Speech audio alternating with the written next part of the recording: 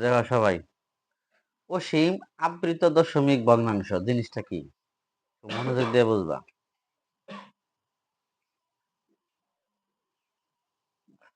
অসীম আবৃত দশমিক ভগ্নাংশ সংজ্ঞাটা এই পাশে আছে, দেখাই নিবে।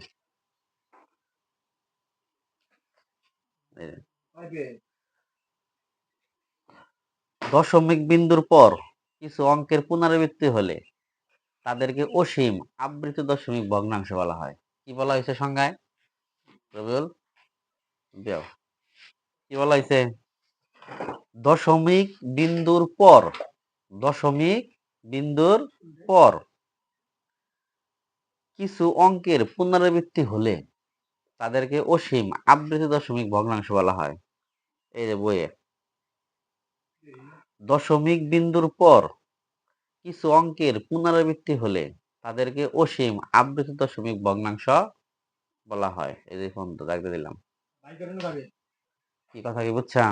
যেমন আমরা যে একটু যেমন লিখি, উদাহরণ দেই। এখানে একটা উদাহরণ দিই, 122, তাই আমরা 99 কি করছি? ভাগ করছি। কত? 122, তার কত ভাগ করছি? 99 ভাগ করছি। ভাগ করলে এটা ভাগফল হয় কত?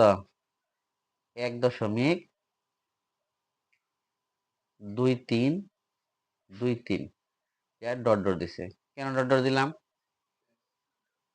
এই 122 99 ভাগ করলে 1.2323, আবারও 23, এইভাবে 232323 আসতেই থাকবো। কথা কি বুঝছা? মানে ওই 23ই বারবার আসবো, অন্য কিছু বারবার আসবো না। এজন্য এগুলার বলা হয় কি? অসীম আবৃত দশমিক ভগ্নাংশ। কথা বুঝছো না বোঝা নাই? কথা কি ক্লিয়ার? বোঝা গেছে যে অসীম আবৃত দশমিক ভগ্নাংশ কি? মানে কোন সংখ্যারে যদি আমরা ভাগ করি, কোন সংখ্যারে যদি ভাগ করি এবং ভাগ করার পরে যদি দশমিকের পরে একই সংখ্যা বারবার আসে, কি বলছি আমি? মানে কিছু সংখ্যা বারবার ওইগুলা ঘুরাই ফিরে ওইগুলাই আসতেছে। যেমন এখানে বারবার 2 3 আসতেছে, 2 3 2 3 2 3 2 3 2 3, এই আসতেই থাকবে। এই সংখ্যাগুলোই হলো কি?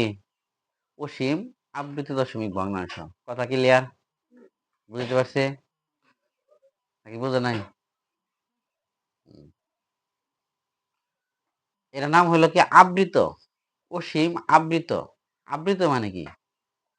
একই সংখ্যা যদি বারবার আসে, যে সংখ্যাগুলো বারবার আসে ওই সংখ্যার উপরে আমরা পৌনঃপুনিক দেই। কি দেই? পৌনঃপুনিক দেই।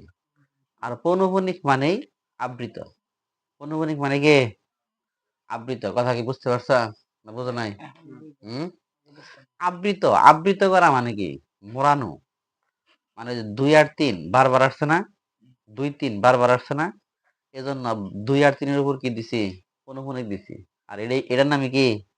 আবৃত। মানে আবৃত করছি আমরা 2 আর 3 এর। এরপর হলো অসীম অনাবৃত দশমিক। এটা কাকে বলে? দশমিকের পরের অঙ্কগুলা যদি পুনরাবৃত্তি না হয়, সংখ্যাটা আছে এই যে এখান থেকে দেখাই নিবা। অঙ্কগুলো পুনরাবৃত্তি না হলে এদেরকে অসীম অনাবৃত দশমিক ভগ্নাংশ বলা হয়। কথা কি বুঝতে পারছা? অঙ্কগুলো যদি পুনরাবৃত্তি না হয়, পুনরাবৃত্তি কি হয়? না হয়, তাহলে তাদেরকে কি বলা হয়? অসীম অনাবৃত দশমিক। নাম কি? অসীম অনাবৃত দশমিক। কথা কি বুঝতে পারছো? যেমন আমরা উদাহরণ দেই, যেমন এখানে একটা সংখ্যা আছে, আমরা লিখলাম 0.523 7 0 8 9, কিন্তু বারবার আসছে, অনেকগুলো আসছে। দেখো আমি একটা সংখ্যা লিখছি 0.5237089। দশমিকের পরে খেয়াল করো মনোযোগ দিয়ে, দশমিকের পরে এই অঙ্ক, একই অঙ্ক কি বারবার আসছে? এরকম মিলে আসছে কি আগের মতো 2 3 2 3 এরকম আসছে কি? উল্টা পাল্টা কিন্তু আসছে, আসছে না? দশমিকের পরে 5 আইছে, আবার 2 আইছে, আবার 3 আইছে, আবার 7 আইছে। আর শূন্য আইছে, আবার 8 আইছে, 9, এরকম উল্টাপাল্টা আসছে। এরকম উল্টাপাল্টা যদি আসে, এদেরকে বলা হয় অসীম অনাবৃত দশমিক। অসীম অনাবৃত মানে এদেরকে আবৃত করা যায় না, পৌনঃপুনিক দেওয়া যায় না। আমি কার উপর পৌনঃপুনিক দিব? পৌনঃপুনিক দেওয়ার নিয়ম কি? যে সংখ্যাটা বারে বারে আসে তার উপরে পৌনঃপুনিক দেওয়া লাগে। কিন্তু কি ওরকম কেউ আসছে? বারবার কি কোনো সংখ্যা আসছে? তাহলে আমি কার উপর পৌনঃপুনিক দিব? আর এই জন্য এটা হলো অনাবৃত, মানে আবৃত করা যায় না এটারে। কথা কি বুঝতে পারছো? এটার নাম হইলো অসীম অনাবৃত দশমিক ভগ্নাংশ। ক্লিয়ার? ক্লিয়ার হয়েছে? বাস্তব সংখ্যা। তাহলে বাস্তব সংখ্যা জিনিসটা কি খেয়াল করবা। আমাদের এই পৃথিবীতে যত সংখ্যা আমরা দেখি চোখে, সব সংখ্যাগুলো হলো বাস্তব সংখ্যা। কথা কি বুঝছো না বোঝা নাই? কি কইছি? আমরা এই পৃথিবীতে যত সংখ্যা চোখে দেখি, সব সংখ্যাগুলাই বলা হয় কি বাস্তব সংখ্যা। এখন অনেকে বলতে পারে এই যে 122/99 এটা কি বাস্তব সংখ্যা? এটা বাস্তব সংখ্যা। এই দশমিক এই সংখ্যাগুলোকে বাস্তব সংখ্যা, এই না বাস্তব সংখ্যা। মানে মোট কথা হলো, যা দেখি আমরা আমরা যে জিনিসগুলা ব্যবহার করি, যে সংখ্যাগুলা, √2 বাস্তব সংখ্যা। দেখ, এই যে 1/2 বাস্তব সংখ্যা। আবার কেউ যদি বলে আমি দশমিক দিয়ে লিখি, এইগুলা বাস্তব সংখ্যা। মোট কথা হইলো দুনিয়াতে সকল সংখ্যাগুলাই কি বাস্তব সংখ্যা। তাহলে এখন প্রশ্ন আছেই তো, অবাস্তব সংখ্যা কাকে বলে? কি কথা ঠিক আছে না? বাস্তব তো আমরা জানলাম যে আমরা যা ব্যবহার করি আমাদের কাজে, সবগুলাই বাস্তব। তাহলে অবাস্তব কি? অবাস্তব সংখ্যা আছে, এটা অনেক বিস্তারিত আলোচনা, এটা করবো একদিন। দেখো, ধনাত্মক ধনাত্মক সংখ্যা কি? শূন্য থেকে বড়, শূন্য থেকে বড় সকল বাস্তব সংখ্যাকে ধনাত্মক সংখ্যা বলা হয়। তাহলে ধনাত্মক সংখ্যাটা কি? তুমি ধনাত্মক সংখ্যাটা কি? শূন্য থেকে বড়। শূন্য থেকে বড় মানে কি? 1, 2। আবার বলছে কি শূন্য থেকে বড় সকল বাস্তব সংখ্যা, সকল বাস্তব সংখ্যা। কি কথা কি বুঝতে পারছি? শূন্য থেকে বড় হইলে হইব। আর কেউ যদি বলে 1, 2 এগুলা তো শূন্য থেকে বড়, এগুলা ধনাত্মক সংখ্যা, কোনো সমস্যা নাই। আর কেউ যদি বলে যে 0.1 এটাও তো শূন্য থেকে বড়, সমস্যা নাই, এটাও ধনাত্মক সংখ্যা। কেউ যদি বলে এই যে হাফ, এটা কি? এটাও ধনাত্মক সংখ্যা। কথা কি বুঝতে পারছ? কেউ যদি বলে -2, -হাফ, এগুলা কি?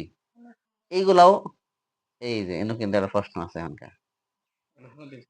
-2, -হাফ এগুলা কি শূন্য থেকে ছোট না বড়? ছোট। এগুলা কিন্তু শূন্য থেকে ছোট, এগুলা কিন্তু ধনাত্মক সংখ্যা না। কথা কি বুঝতে পারছ? তার মানে ধনাত্মক সংখ্যা হতে গেলে কি হতে হবে? শূন্য থেকে বড় হতে হবে, কিন্তু শূন্য কিন্তু না। কথা ক্লিয়ার? এগুলাকে বলা হয় কি ধনাত্মক সংখ্যা। ঋণাত্মক সংখ্যা কি? যে সংখ্যা শূন্য থেকে ছোট, লেখা আছে না, শূন্য থেকে ছোট সকল বাস্তব সংখ্যাকে ঋণাত্মক সংখ্যা বলা হয়। শূন্য থেকে ছোট হবে, তাহলে শূন্য থেকে ছোট মানে কি? তার সামনে একটা কি থাকবো? মাইনাস থাকবো। কথা কি বুঝতে পারছ? শূন্য থেকে ছোট মানেই তার সামনে কি একটা মাইনাস, -1, -2, -3, -হাফ, এরকম ভাবে মাইনাস যুক্ত সংখ্যাগুলো হলো ঋণাত্মক সংখ্যা। কথা ক্লিয়ার? হুম। এরপরে সর্বশেষ সংখ্যা অঋণাত্মক সংখ্যা। শূন্য সহ সকল ধনাত্মক সংখ্যাকে অঋণাত্মক সংখ্যা বলা হয়। সংখ্যাটা কি দেখছো কি? শূন্য সহ, শূন্য সহ সকল ধনাত্মক সংখ্যাকে, সকল, তার মানে শূন্য আছে এখানে, আবার ধনাত্মক যতগুলা সংখ্যা আছে তারা সবাই আছে। এই টাইপের সংখ্যাগুলোকে বলা হয় কি অঋণাত্মক সংখ্যা।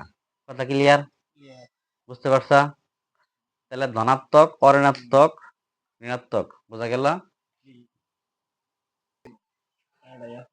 অনুশীলনী 2.1 একের ক নাম্বার একটা অঙ্ক লিখছি, আমি ডাক লিখছি, বলছে x element n such that x square বড় কার চাইতে, 9 এর চাইতে, এবং এক্স কিউব ছোট 130 থেকে। কথা কি বুঝছা? এখানে কিন্তু একটা জিনিস আমার বলে দিছে যে x element N, x element N দ্বারা কি বুঝাইছে? এলিমেন্ট মানে সদস্য, উপাদান। এই যে এটা হলো উপাদান, এলিমেন্ট, ইংলিশে এলিমেন্ট, বাংলা হলো সদস্য বা উপাদান। এক্স এলিমেন্ট এন, এন মানে কি? এন মানে স্বাভাবিক সংখ্যা। এন মানে কি? স্বাভাবিক সংখ্যা, ন্যাচারাল নাম্বার। ইংরেজি নাম হলো ন্যাচারাল নাম্বার। ন্যাচারাল নাম্বারের এন মানে এন থাকলেই তোমার বুঝতে হবে কি স্বাভাবিক সংখ্যা। এখানে কি আছে? স্বাভাবিক সংখ্যা। কথা কি বুঝতে পারছা? আর স্বাভাবিক সংখ্যা কোনগুলা আমি কিন্তু বলছি আগে, যে স্বাভাবিক সংখ্যা আসলে কোনগুলারে বলা হয়, কাকে বলা হয়। তাহলে এখানে এন এর মানগুলা, এক্স এর মানগুলো হবে এন এর মানের মতো, এন মানে স্বাভাবিক সংখ্যার মতো। এখানে দুইটা শর্ত দিছে। নাম্বার 1, এক্স স্কোয়ারের মানটা 9 এর থেকে কি হবো? বড় হবো। আর এক্স কিউবের মানটা 130 থেকে ছোট হবো। এই দুইটা শর্ত কোন কোন সংখ্যা পূরণ করে তাই হবো নির্ণয়ের সেট। কথা বুঝতে পারছি? আমরা জানি যে এন এর মান মানে স্বাভাবিক সংখ্যা 1 থেকে শুরু হয়, এরকম ভাবে আস্তে আস্তে আস্তে আস্তে কি চলতেই থাকে। কথা ঠিক আছে না? এখন এই সংখ্যাগুলো আমরা এক্স এর জায়গায় বসাবো, বসায় দেখবো আসলে শর্ত কে কে পূরণ করলো, তারাই হবো নির্ণয়ের সেট। আচ্ছা, প্রথমে যদি আমি 1 বসাই, খেয়াল করবা এখানে যদি 1 বসাই, আচ্ছা এক্স স্কোয়ার, প্রথমে এক্স স্কোয়ার, 1 স্কোয়ার, 1 স্কোয়ার মানে কত? 1। ঠিক আছে তো? দেখো তো বলছে কি, শর্ত কি বলছে? বলছে 9 এর থেকে বড় হতে হবে। আচ্ছা 1 কি 9 এর থেকে বড় হয়েছে? ছোট হয়েছে না? তার মানে শর্ত কিন্তু মানে নাই। মানছে কি? দেখো 9 কিন্তু বড়, 1 কিন্তু কি ছোট। আবার আমরা যদি এখানে বসাই, এক্স কিউবের জায়গায় যদি 1 বসাই, 1 কিউব, 1 কিউব মানে কত? 1। শর্ত কি ছিল? এক্স কিউব কি 130 থেকে ছোট। আচ্ছা এক্স কিউব বাইরে হচ্ছে কত? 1। 130 থেকে ছোট হয়েছে না? শর্ত মানছে? শর্ত মানছে? এখানে কিন্তু শর্ত মানছে। And এক জায়গায় শর্ত মানছে, আরেক জায়গায় মানে নাই, এরকম থাকলে হবে না, ওটা নির্ণয় সেট হতে পারবে না। তাহলে 1 দুই জায়গায় শর্ত পূরণ করে নাই, এজন্য আমরা 1 রে লিখবো না। কথা বুঝতে পারছা? আমরা যদি 2 বসাই, এক্স এর মান 2 যদি বসাই, তাহলে 2 স্কোয়ার মানে কত? 4। কথা কি বুঝছা? আচ্ছা এই 4 শর্ত কি ছিল? 9 এর থেকে বড়। 4 কি 9 এর থেকে বড়? বড় না, শর্ত কিন্তু মানে নাই। এখনো কিন্তু 9 বড় আছে। দেখো এই পাশে শর্ত মানে নাই, এই পাশে যদি 2 বহাই, 2 কিউব মানে কত? 2 কিউব মানে কত? 8। শর্ত কিন্তু মানছে। এক পাশে মানতাছে, আরেক পাশে মানতাছে না, এই পাশে মানে এই পাশে মানে না, এরকম থাকলে হবে না। কথা কি বুঝতে পারছা? তাহলে খেয়াল করবো সবাই, 2 বসাইলেও 4 হয়, মানে না। 3 বসাইলেও 3 3 কত হয়? 9 হয়, যা 9 এর সমান। কিন্তু শর্ত কি ছিল? 9 থেকে বড় হতে হবে। খেয়াল করছো? দেখো 4 বসাইলে কত হয়? 4 4 16। 16 কিন্তু 9 এর থেকে কি বড়। 4 কিন্তু শর্ত মানছে, এই পাশে মানছে, এই পাশে মানছে। 5এও দেখো শর্ত মানছে, এই পাশে মানছে, এই পাশে মানছে। কিন্তু 6 কিন্তু শর্ত মানে নাই, এই পাশে মানে কিন্তু এই পাশে কি মানে নাই। এই পাশে কত হয়েছে? 216 হয়েছে, যা 130 থেকে কি অনেক বড়। এজন্য 6 শর্ত মানে নাই। আর বাকি যতগুলা সংখ্যা আছে একটাও শর্ত মানবো না। এজন্য নির্ণয়ের সেট কি? এ সমান সমান 4 5। ক্লিয়ার?